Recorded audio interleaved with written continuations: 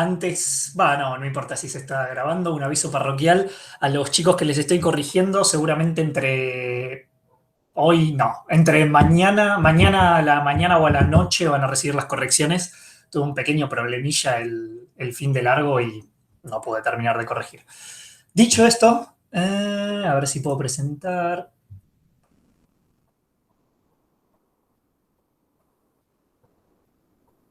¿Puedo?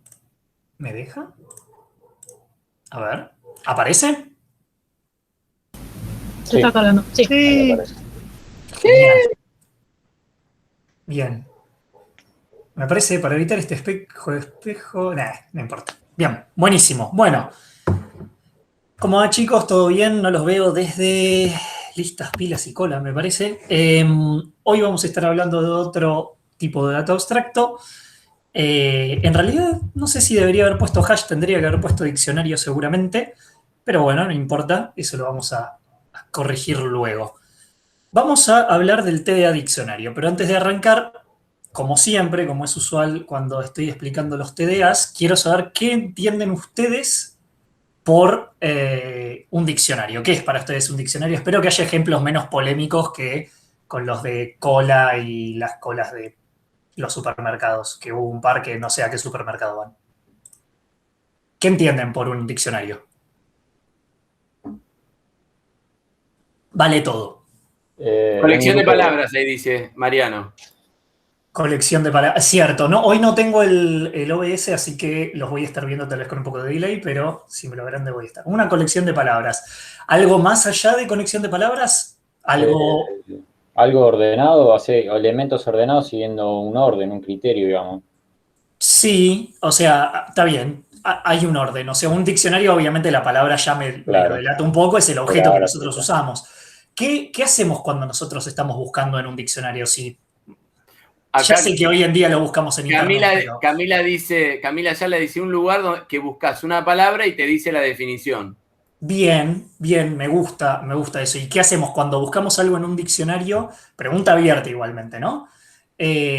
¿Cómo buscan algo en un diccionario? ¿Empiezan a ir página por página hasta encontrar lo que buscan? ¿O hay alguna forma fácil de ir accediendo a las cosas? Por ejemplo, si yo estoy buscando la palabra diccionario, justamente, dentro de un diccionario, si hacemos un poco de Inception, empiezo letra por letra.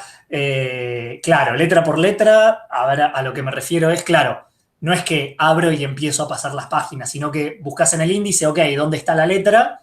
Y arrancás a partir de ahí. No es que pasás por la A, la B, la C, la D de la palabra que quiero. Perfecto, bien, exactamente. Bueno, eso es un poco, y no me está respondiendo esto, ahí está.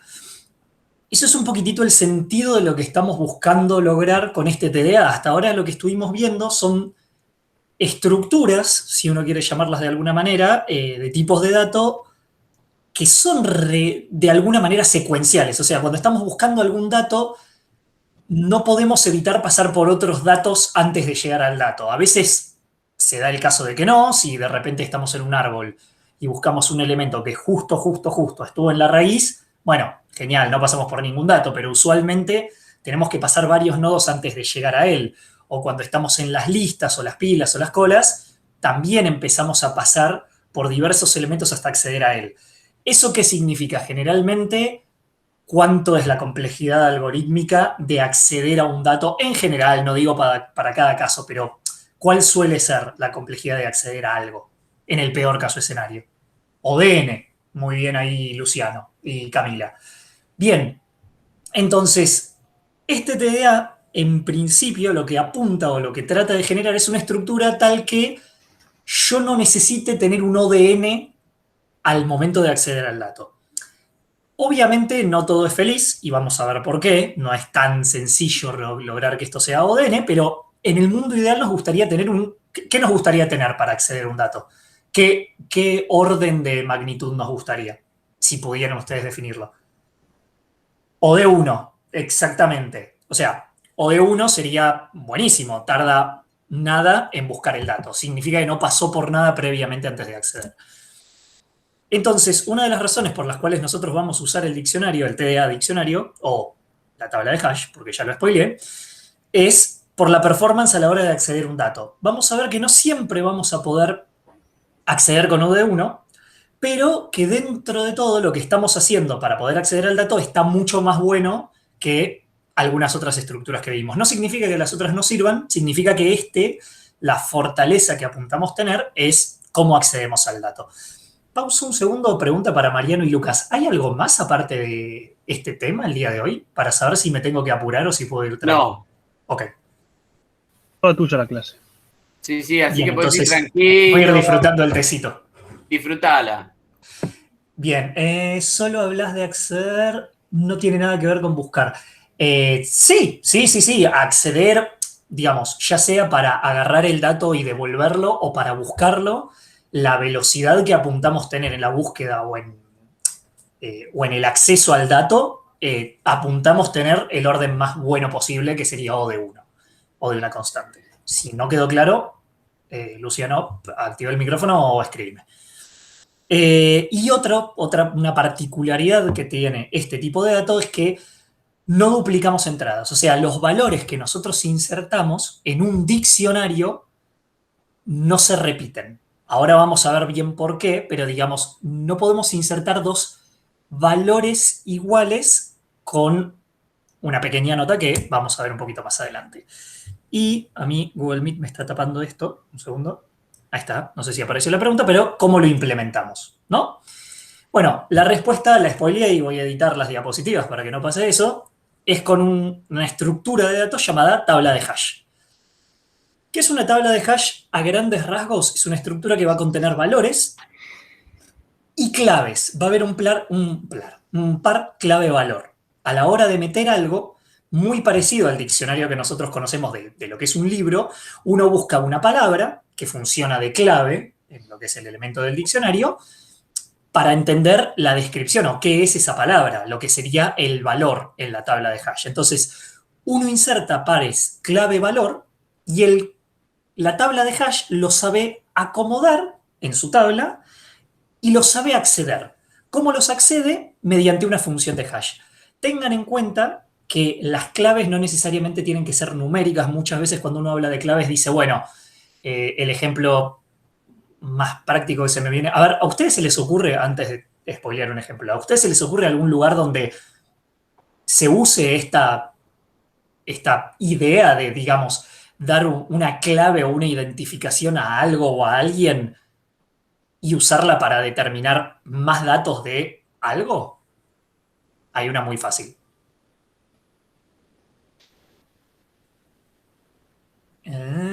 Legajo, padrón, quit, exacta, el DNI, muy bien. Todos esos son ejemplos aplicados a la vida real, ¿no? Pero de lo que sería una especie de hash. Todos tenemos un DNI, o la mayoría de nosotros tenemos un DNI, y con ese DNI en general basta saberlo para traer un montón de datos. De hecho, si ustedes buscan su DNI o su quit en internet, es muy probable que se asusten un poco, si es que trabajan más todavía, que les aparezcan un montón de datos sobre su persona que terminan siendo públicos porque, bueno, están en internet. Alguien dijo ADN, bueno, también es muy abstracto, pero sí, el ADN es único e irrepetible para todos nosotros. No hay dos ADNs iguales, las huellas digitales, todo lo que posea una especie de unicidad puede hacer de clave.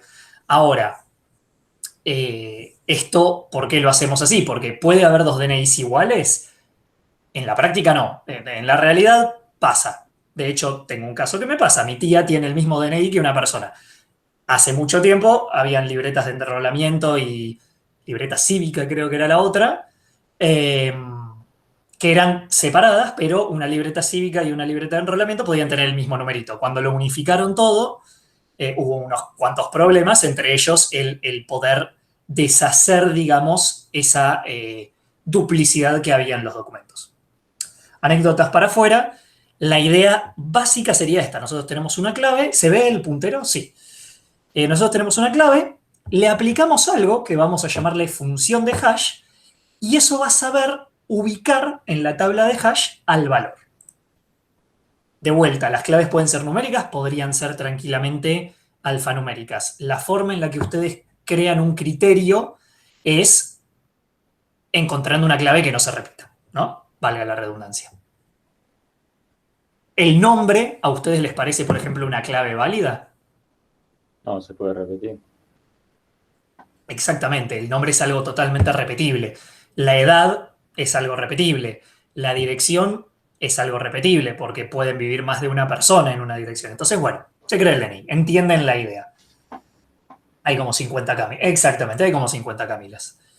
Incluso creo que un poco más. Pero bueno, vimos en rojo una cosa que nos llama un poco la atención y que funciona un poquitito como magia, porque hablamos de función de hash. A ver, hay una pregunta. ¿Se puede pensar como una función matemática la tabla de hash? Justamente, bueno, a esto quería llegar. La función de hash es una función matemática, más que matemática, que va a transformar las claves que nosotros tenemos, sean numéricas o no, grábenselo, porfa, en un número asociado. Ese número asociado es la posición en la tabla de hash que nosotros vamos a tener. Si alguien tiene problemas de pensar una función matemática con strings, convirtiéndola en números, recuerden que todos los strings en la computadora, que básicamente todo en la computadora son números. O sea, no importa que estemos usando strings como claves, siempre que sean irrepetibles, nosotros los podemos pasar a sus claves ASCII correspondientes o al número que quieran. La función hash, entonces, en la teoría, es una función biyectiva. ¿Alguien se acuerda que era biyectiva? No les quiero hacer revivir análisis matemático, pero ¿alguien quiere tirar una pequeña definición o idea de eso?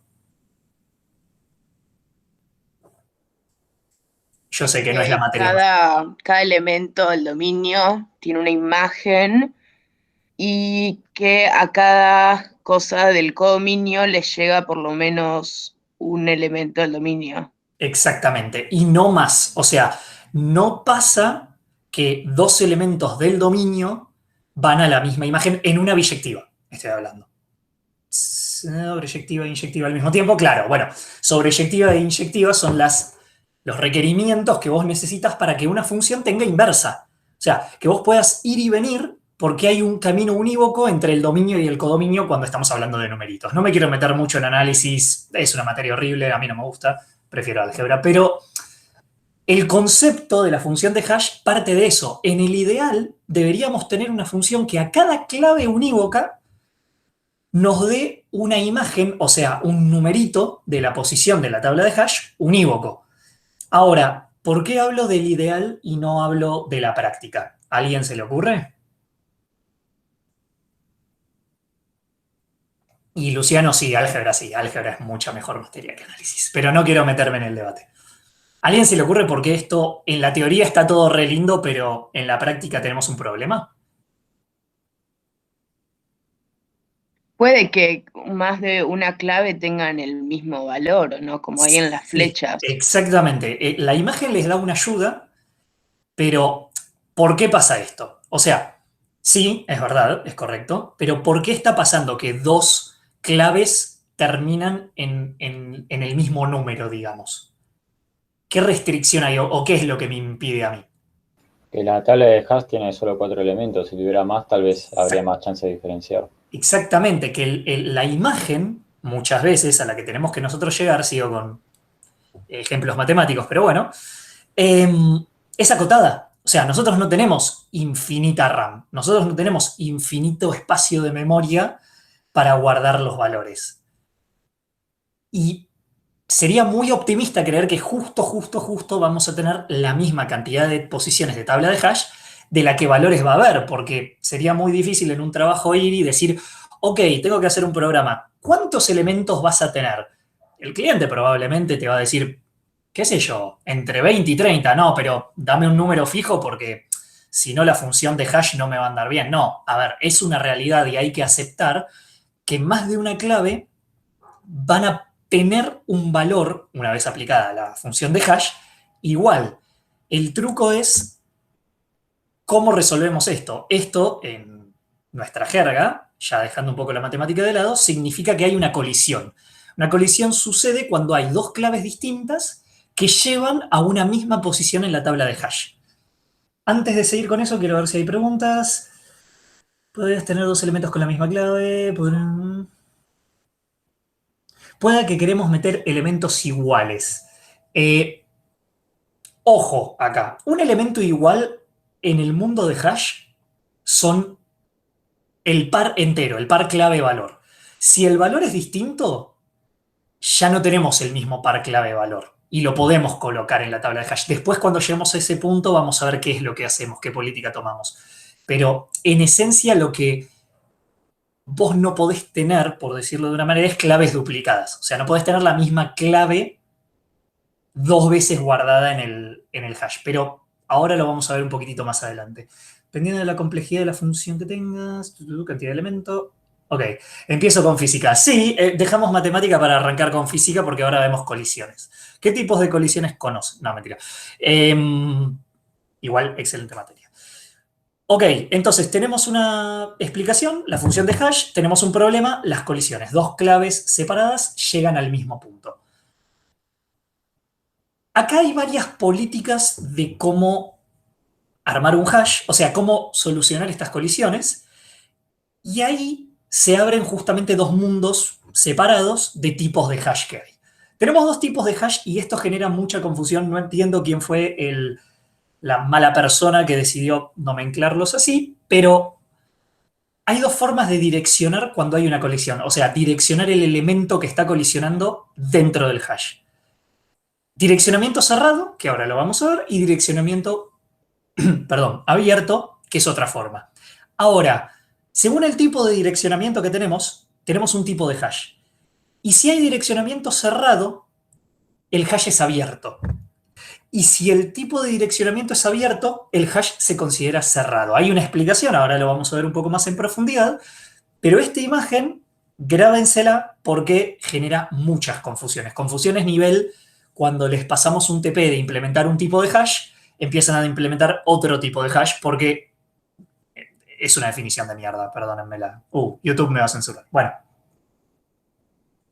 Grábenselo, igualmente los apuntes los vamos a subir, pero cuando hay direccionamiento cerrado, el tipo de hash es abierto. Cuando hay direccionamiento abierto, el tipo de hash es cerrado. Hasta yo me puedo llegar a confundir explicándoles este concepto, así que si alguien está atento, dígamelo si me confundo. Arranquemos por el primer tipo de hash. El primer tipo de hash es tipo de hash abierto y se dice que hay un encadenamiento cerrado. ¿Por qué es un encadenamiento cerrado? Porque el elemento termina en la posición de memoria, en la posición, sí, en el índice que le correspondía a esa tabla de hash y no se mueve de índice. Estoy spoileando un poquitito lo que viene, pero tengan en mente eso. ¿Qué hacemos cuando utilizamos un tipo de hash abierto, cuando lo implementamos? Utilizamos una técnica que se llama chaining o encadenamiento. Como dijimos, nosotros podemos tener muchos más valores de lo que posiciones de tabla tenemos. A efectos del ejemplo, tenemos 5 claves, 5 pares clave-valor.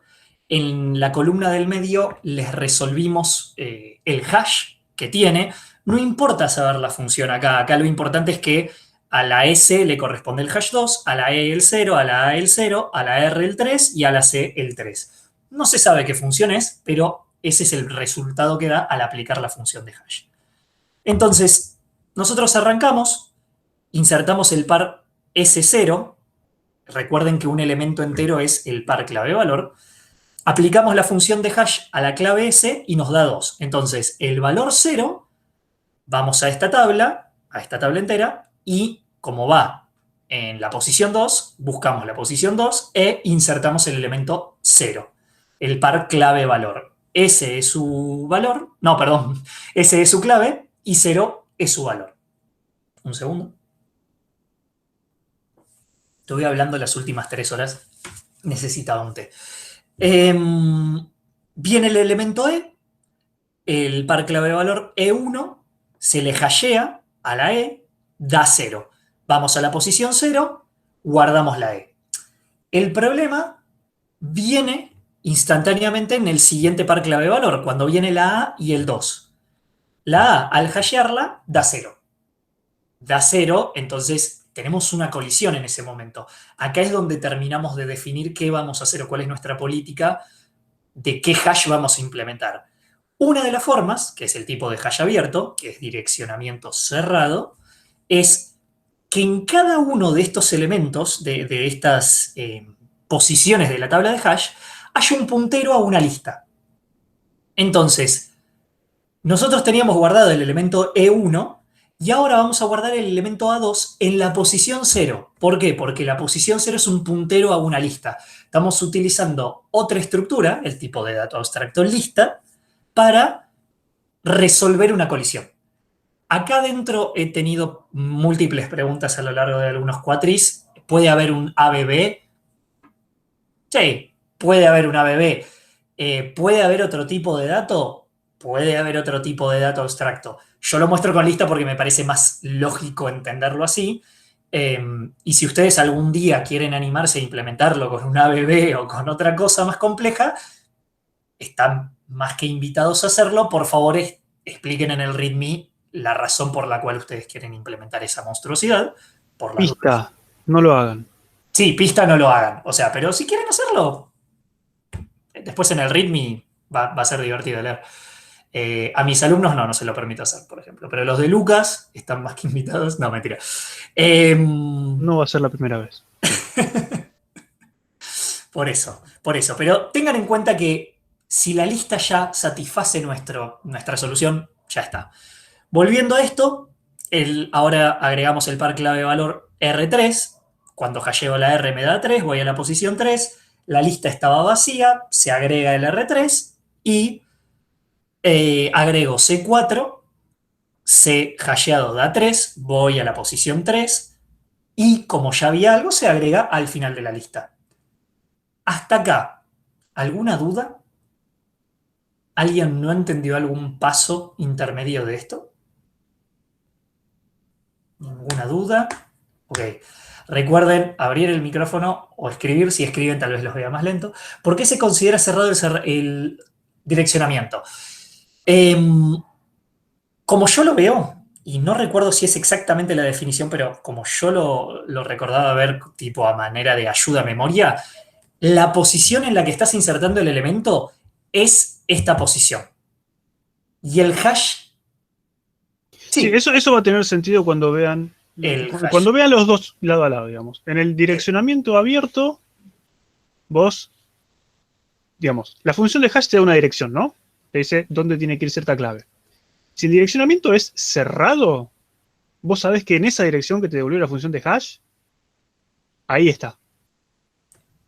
Si el direccionamiento es abierto, la dirección que te pasa el hash no es ahí. O sea, si es abierto, puede ser que te tengas que ir. Si es cerrado, es ahí sí o sí. Claro. ¿Sí? Tiene que ver con la dirección. Claro, eso con respecto al direccionamiento. Ahora, con el almacenamiento de las claves, el que es cerrado tiene almacenamiento externo al hash. Ven que acá le puse una lista. La lista está por fuera de lo que sería nuestro vector de hash. ¿Sí? Por eso es abierto. Claro. Las claves están por afuera. O sea, y tenemos que salir.